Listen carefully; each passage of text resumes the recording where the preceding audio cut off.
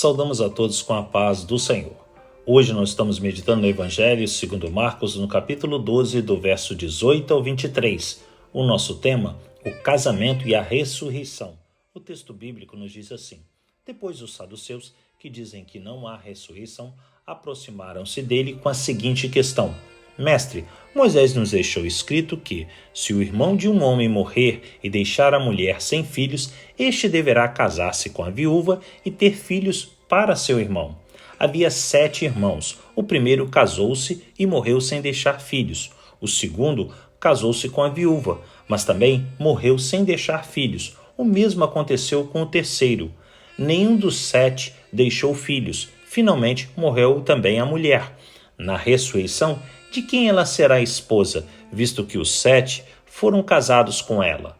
Meus amados, depois do insucesso dos fariseus e herodianos em tentarem fazer o Senhor tropeçar em algumas de suas declarações, foi a vez dos saduceus, religiosos que não acreditavam em anjos, na ressurreição dos mortos, nem na imortalidade da alma, procurarem pegar o mestre em alguma contradição.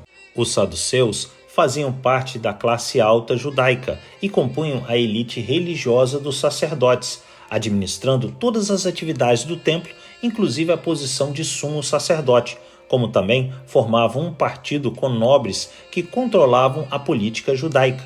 Eles apresentaram um dilema baseado na lei mosaica, registrada em Deuteronômios capítulo 25, do verso 5 ao 10, chamado de casamento levirato, que era um regulamento para preservar a descendência de um homem se ele morresse sem deixar descendência masculina. Nesse caso, seu irmão deveria se casar com a viúva e o primeiro filho seria registrado como filho do irmão morto, para preservar a sua descendência, dando continuidade ao seu nome e à sua herança. Dessa forma, os saduceus expuseram um caso provavelmente fictício e aparentemente sem solução, onde 7 irmãos, um após o outro, se casaram com a mesma mulher após a morte do antecessor, sendo que nenhum deles gerou filhos com ela. Por último, morreu a mulher. Então, eles fizeram a seguinte pergunta: na ressurreição, de quem ela será esposa, visto que os 7 foram casados com ela? A questão apresentada pelas autoridades religiosas foi totalmente fundamentada em um errado entendimento deles, ao conectarem os relacionamentos carnais com a vida após a morte, ligando a vida terrena com a morada celestial, como se uma desse continuidade à outra. Assim também acontece com muitos na atualidade, até mesmo os cristãos, que tiram conclusões sobre a vida eterna baseados unicamente no conhecimento humano, tentando igualar a vida eterna com a vida física, materializando o que é espiritual, meus amados.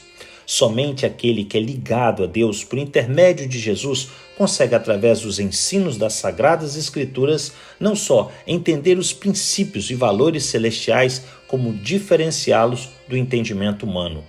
1 Coríntios, no capítulo 2, do verso 14 ao 16, a palavra nos diz assim: Ora, o homem natural não compreende as coisas do Espírito de Deus, porque lhe parecem loucura, e não pode entendê-las, porque elas se discernem espiritualmente. Mas o que é espiritual discerne bem tudo, e ele de ninguém é discernido.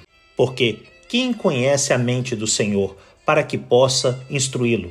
Mas nós temos a mente de Cristo. Que Deus assim nos abençoe em mais esse dia de meditarmos na sua palavra.